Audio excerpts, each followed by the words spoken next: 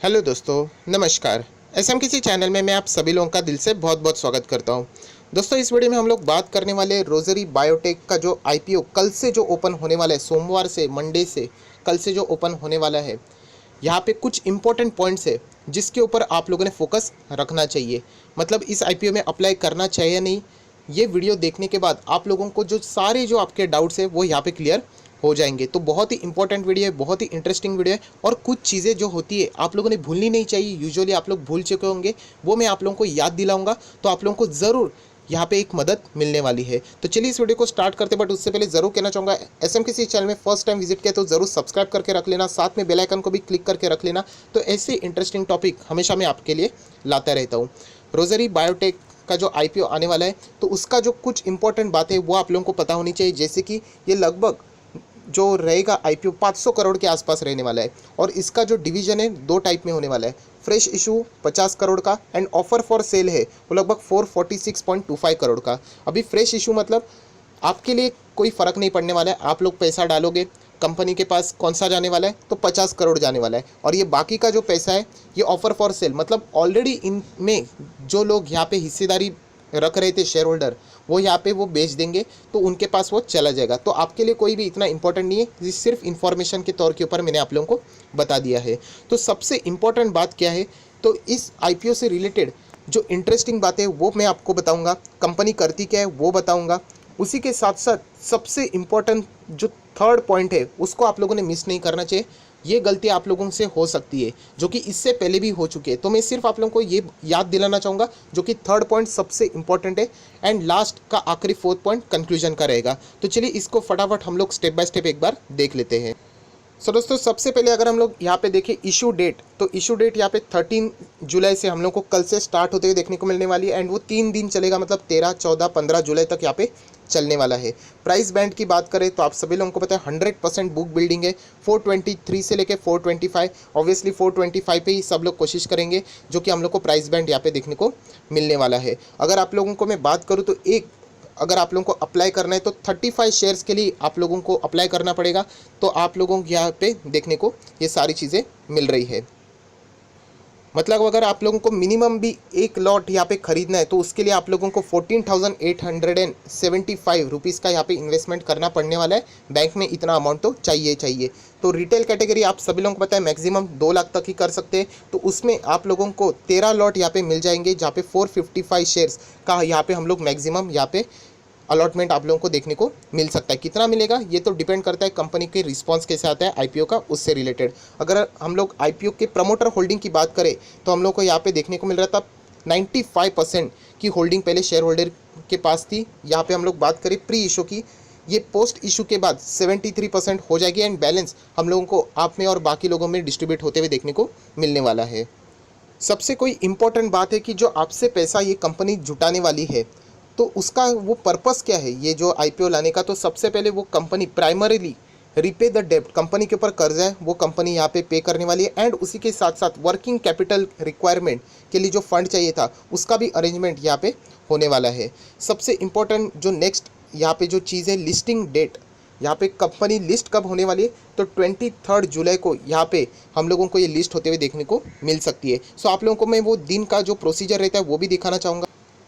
आप लोग यहाँ पे स्क्रीन के ऊपर देख सकते हो, मतलब कल 13 तारीख को ये ओपन होने वाला है, 15 तारीख को क्लोज हो जाएगा। उसके बाद आप लोग यहाँ पे देख सकते हो जो रिफ़ंड का जो प्रोसेस रहता है, अगर ओवर सब्सक्राइब हो जाए तो किसी ना किसी को तो रिफ़ंड यहाँ पे करना ही पड़ेगा। तो 21 को हो जाएगा। उसी के साथ साथ आपके अकाउंट में 22 तारीख को शेयर्स आ जाएंगे डीमैट में। एंड 23 तारीख को ये कंपनी यहाँ पे मार्केट में हम लोग को लिस्ट होते हुए देखने को मिलने वाली है। सो ये पूरा प्रोसीजर है जो कि मैंने आप लोगों को यहाँ पे रोड मैप उसका कैसा है वो यहाँ पे बता दिया है।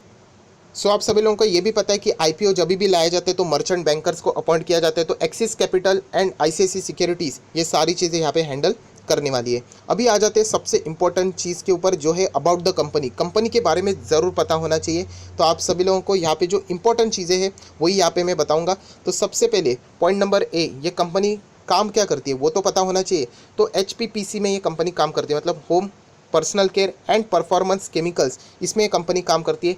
टेक्सटाइल स्पेशलिटी केमिकल्स, इसमें ये कंपनी काम करती है, and animal health and nutrition products, ये कंपनी का टोटल बिजनेस हम लोग को देखने को मिल रहा है। तो ये सारी चीज़ें हम लोग यहाँ पे देख के इतना कह सकते हैं ये कंपनी हम लोग को स्पेशलिटी केमिकल बिजनेस में काम करते हुए देखने को मिल रही है। उसी के साथ साथ अगर हम लोग यहाँ पे बात करें कि जिनका जो ये केमिकल्स हम लोग को देखने को मिल रही है, ये कहाँ कहाँ पे यूज़ होते हैं, कौन से प्रोडक्ट में ये सारी चीज़ें यूज़ होते हुए देखने को मिल रही है। सो जो कंपनी मैन्युफैक्चरिंग करती है सोप का, डिटर्जेंट का, पेंट का, इंक का, टाइल्स का, पेपर्स का, ये सारी चीज़ों को यहाँ पे जो कंपनी बनाती है, मैन्युफैक्चर करती है, उनके ये कंपनी इस कंपनी से यहाँ पे माल खरीदते हैं, मतलब जो केमिकल्स है वो यहाँ पे खरीदती है। तो ये भी आप लोगों को पता होनी चाहिए। तो अगर हम लोग बात करें तो डिटर्जेंट से रिलेटेड, उसी के साथ साथ सोप से रिलेटेड, तो कौन से इनके बड़े की कस्टमर हम लोग को देखने को मिल रहे हैं, तो Hindustan Unilever, IFB industry and Arvind Limited, ये इनके की कस्टमर है जहाँ से इन लोगों को सबसे ज़्यादा रेवेन्यू मिलता है। उसी के साथ साथ अगर हम लोग बात करें जो ये कंपनी काम कर रही है स्पेशलिटी केमिकल, क्या इसको ये जो बिज़नेस है क्या ये मोनोपोली बिज़नेस है, तो बिल्कुल भी नहीं। ऑलरेडी इनके जैसे बहुत सारी कंपनीज है और इससे भी बड़े बड़े पैमाने के ऊपर यहाँ पे बिजनेस कर रही है। जैसे कि हम लोग यहाँ पे देख सकते हैं इनके जो बोलते हैं ना पीयर लिस्टेड कॉम्पिटिटर्स कौन है, तो आरती इंडस्ट्री, ज़बरदस्त कंपनी, डेट फ्री कंपनी हम लोग को देखने को मिलती है, गैलेक्सी सर्फेक्सल, उसी के साथ साथ अतुल लिमिटेड, विनायती ऑर्गेनिक्स, ये सारी कंपनियां, एंड उसी के साथ साथ फाइन ऑर्गेनिक्स इंडस्ट्रीज़, ये सारी कंपनियां हम लोग को इसके कॉम्पिटिटर देखने को मिल रहे हैं। सो ये कोई नई कंपनी नहीं है, ये बात भी आप लोगों ने अपने दिमाग में फीड कर लेनी चाहिए। अगर हम लोग बात करें कंपनी का ऑपरेशन कहाँ कहाँ पे चलता है, तो वो भी आप लोग देख सकते हैं। इंडिया में तो चलता है, उसी के साथ साथ अलग अलग हम लोग बात करें तो 17 कंट्रीज़ में हम लोगों को यहाँ पे इस कंपनी का कामकाज करते हुए देखने को मिलता है। एंड सबसे मेन बात है वियतनाम, बांग्लादेश एंड मॉरिशियस, ये भी इनके की यहाँ पे हम लोग कह सकते हैं मार्केट ये है जहाँ पे इन कंपनी का अच्छा खासा बिजनेस होता रहता है। फाइनेंशियल्स की बात कर लेते हैं, कंपनी का परफॉर्मेंस कैसे, ऑब्वियसली कंपनी ग्रे मार्केट में, डब्बा बाज़ार में काम करती है, तो वहाँ पे उनका परफॉर्मेंस कैसे वो हम लोगों ने देखना चाहिए।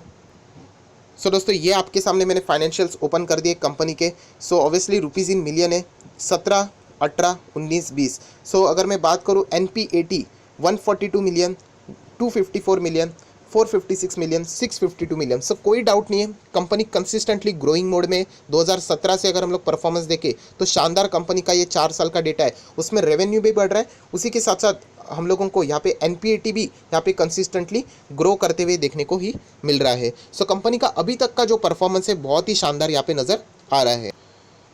सो दोस्तों ये कंपनी बहुत ही शानदार परफॉर्मेंस कर रही है। आप लोगों ने प्रॉफिट भी देख लिया, रेवेन्यू भी देख लिया, एंड अगर मैं बात करूँ ग्रे मार्केट की, आप सभी लोगों को पता है जिसको हम लोग अनलिस्टेड मार्केट भी बोलते हैं, डब्बा बाजार भी बोलते हैं, तो यहाँ पे जो उसका पहले प्रीमियम चल रहा था लगभग 20 रुपये के आसपास ये कंपनी काम कर रही थी। 6 जुलाई की ये बात कर रहा हूँ, और उसके बाद आप लोग देख सकते हैं 8 जुलाई तक ये कंपनी हम लोग को 140 रुपीज़ तक के मार्केट प्रीमियम के साथ भागती हुई यहाँ पे देखने को मिली है। सो आप लोग अंदाज़ा लगा सकते हैं कंपनी का प्राइस बैंड भी अगर हम लोग 425 पकड़ लेते तो प्लस 140 अगर आप ऐड करोगे तो उतने प्रीमियम से ये कंपनी लिस्ट होने के चांसेस यहाँ पे हम लोग को देखने को मिल रहे हैं। अभी होगा या नहीं ये तो कम्प्लीटली जो चीज़ें रहती है उसके ऊपर डिपेंड रहेगा, बट अभी जिस टाइप का ये परफॉर्मेंस दे रही है ग्रे मार्केट में भी ये कंपनी बहुत ही शानदार तरीके से हम लोग को भागते हुए देखने को मिल रही है।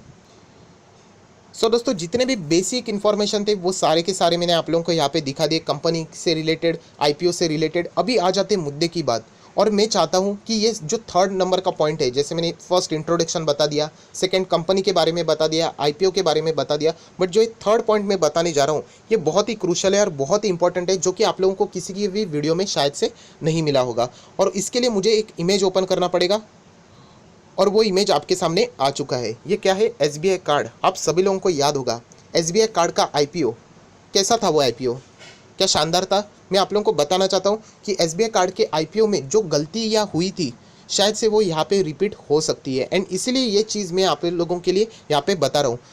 अभी तक का जितना भी वीडियो था इससे सबसे ज़्यादा इंपॉर्टेंट पार्ट अभी यहाँ पे शुरू होने जा रहा है। सबसे पहली बात याद रखना, जो लोग यहाँ पे पूछ रहे क्या कंपनी में हम लोगों ने निवेश करना चाहिए, तो मैं सबसे पहले आप लोगों को यहाँ पे सिखा ही चुका हूँ कि आपका फोकस पैसे के ऊपर नहीं होना चाहिए। क्या वो आपको कंपनी अच्छी लगती है, क्या आपको उसका बिजनेस मॉडल अच्छा लगा, ये सवाल का जवाब आपने खुद को देना चाहिए, मुझे देने की ज़रूरत नहीं है। तो मैं आप लोगों को बता दूँ 99% लोगों को ये कंपनी करती क्या है ये भी पता नहीं था।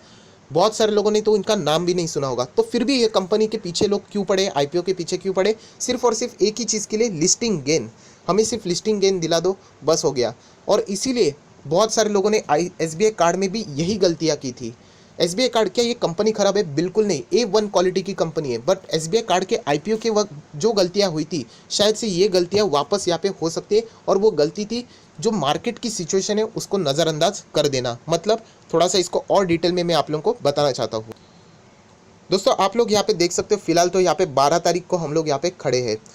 कल से ये आईपीओ ओपन हो जाएगा, 15 तारीख को यहाँ पे बंद भी हो जाएगा। उसके बाद हम लोगों को लगभग 7 से 8 दिनों के बाद 23 को ये आईपीओ यहाँ पे हम लोग को लिस्ट होते हुए देखने को मिलेगा। मतलब 7 से 8 दिनों का जो गैप रहेगा उसमें मार्केट में कुछ भी हो सकता है। क्योंकि जो नॉर्मल मार्केट रहते थे, मतलब इससे पहले कभी आईपीओ नहीं आए थे क्या? बहुत बार आ चुके थे, बट तभी मार्केट कैसे थे? बिल्कुल नॉर्मल। एंड अभी के मार्केट है वो आप सभी लोगों को पता है अनसर्टिनिटी भरी हुई है। हमारा जो मार्केट है, अगर आप लोग मैक्सिमम देखते हो तो अमेरिकन मार्केट को ही ज़्यादा फॉलो कर रहा है। और ये सबसे बड़ी जो रिस्क है ये आप लोगों ने कैलकुलेट करनी पड़ेगी और उसके बाद डिसीजन लेना पड़ेगा, जो कि एसबीआई कार्ड के वक्त भी बहुत सारे लोगों ने नहीं किया था। मैंने तभी भी आप लोगों को बोला था, आप चाहो तो प्लेलिस्ट में जाके देख सकते हो। एसबीआई कार्ड जो जो शेयर है वो A1 क्वालिटी का है, 5 स्टार में उसको देना चाहूँगा, बहुत ही ज़बरदस्त है। पर प्रॉब्लम क्या थी? तभी की अनसर्टिनिटी। और वही एसबीआई कार्ड के जो इसमें हम लोग को जिन लोगों ने निवेश किया था फटका लगते हुए देखने को मिला, वही चीज़ यहाँ पे भी रिपीट हो सकती है। सिर्फ मैं यही कहना चाहता हूँ कि अभी ये होगा या नहीं ये किसी को नहीं पता है, बट ये पॉइंट को आप लोगों ने ज़रूर नोट डाउन करना चाहिए कि ये 7 से 8 दिन के बाद यहाँ पे लिस्ट होने वाला है। एंड यहाँ पे मार्केट में सिचुएशन कैसी चल रही है? बहुत ही वॉलेटाइल है, अनसर्टेनिटी बनी हुई है, किसी को भी नहीं पता है कि मार्केट कब गिरेगा कब भागेगा। तो इन चीज़ों का आप लोगों ने ज़रूर स्टडी करना चाहिए। यही सिर्फ एक मेरा मोटिव था जो कि मैंने आप लोगों को इस वीडियो में भी बताने की कोशिश की है। आपका फोकस कहाँ पे? सिर्फ और सिर्फ लिस्टिंग गेन के ऊपर। आप लोगों को कंपनी के बारे में, मैक्सिमम लोगों को कंपनी के बारे में ज़्यादा से ज़्यादा नाम पता है और थोड़ी बहुत इधर उधर की इन्फॉर्मेशन पता है, उसके बावजूद आप लोगों को कुछ भी नहीं पता है।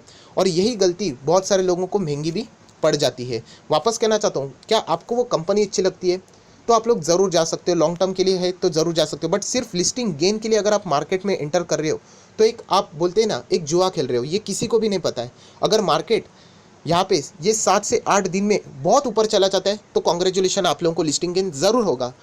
अगर ये सिचुएशन ऐसी रही तो भी ये डब्बा बाजार में अच्छा चल रहा है, आप लोगों को वापस लिस्टिंग गेन ज़रूर होगा। बट जो एसबीआई कार्ड के वक्त हुआ, मतलब जो 7 से 8 दिन में जो मार्केट घूमा, वैसे अगर मार्केट घूम जाता है तो और एक एसबीआई कार्ड यहाँ पे रिपीट हो जाएगा। एंड यहाँ पे मैं एक बात बताना चाहता हूँ कि एसबीआई कार्ड ये बहुत बड़ी कंपनी है, सवाल ही नहीं उठता है, डाउट ही नहीं है कि जो लोग होल्ड करेंगे उनको प्रॉफिट ज़रूर मिलेगा। लिस्टिंग का जो अमाउंट था उसमें भी वो वापस आएगी। बट इस कंपनी के ऊपर ज़रूर डाउट रहेगा क्योंकि ये बहुत ही छोटी कंपनी है, अभी अभी आई हुई कंपनी ख़राब नहीं है। मैं वापस कहना चाहता हूँ, ये इतना बड़ा मैं लेक्चर आप लोगों को क्यों दे रहा हूँ, इस बात को आप लोगों ने समझना चाहिए। ये सारी चीज़ें आप लोगों को सोचने को कोई मजबूर भी नहीं करता है। सिर्फ एक ही होता है कि पैसा पैसा, ऐसा नहीं होता है। मार्केट की अनसर्टिनिटी को आप लोगों ने कैलकुलेट करना चाहिए और उसके बाद अकॉर्डिंगली आप लोगों ने डिसीजन लेना चाहिए। सो फिलहाल अगर मैं बात करूँ तो मार्केट में अनसर्टिनिटी बहुत है, तो यहाँ पे सबसे सेफ डिसीजन क्या रहेगा? अगर आपको एक कंपनी अच्छी लगती है लॉन्ग टर्म के लिए, आप लोग जा सकते हो। लॉन्ग टर्म के लिए अच्छी लगती है, आप लोग जा सकते हो, मैं आपको रोकूंगा नहीं।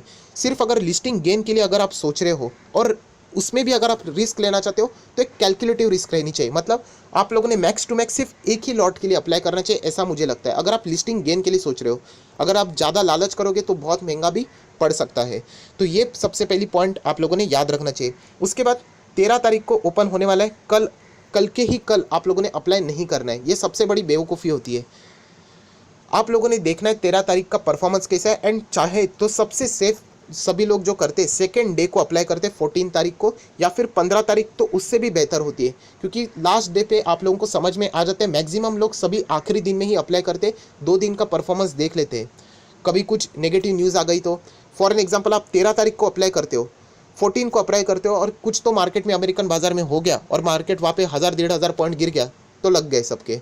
तो ये सब रिस्क है वो कैलकुलेट करनी चाहिए। इसीलिए मैं आप लोगों को बताना चाहता हूँ कि सबसे सेफ पॉइंट है यही है कि आप लोगों को लिस्टिंग गेन के लिए जाना ही है, रिस्क लेना है तो एक लॉट के लिए मैक्सिमम अप्लाई करना। सेकंड, अगर अप्लाई करना है तो 13 को बिल्कुल भी मत करना, 14 को कर सकते हो या फिर 15 को भी कर दोगे तो और भी बेहतर है। परसेंटेज देख लेना कैसे रिस्पॉन्स यहाँ पे आ रहा है।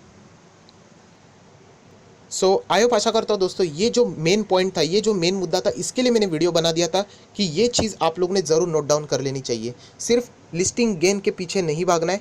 ये सारी चीज़ें आप लोगों ने कैलकुलेट करनी है। अगर कंपनी अच्छी लगती है तो ज़रूर जा सकते हो। लिस्टिंग गेन के लिए भी जाना है तो क्या क्या प्रिकॉशंस रखनी चाहिए, जहाँ पे अगर वो नीचे जाता है, for an example worst condition पकड़ लेते कि कुछ तो हो गया मार्केट में, तो होने वाला जो डैमेज रहेगा वो भी मिनिमम होना चाहिए।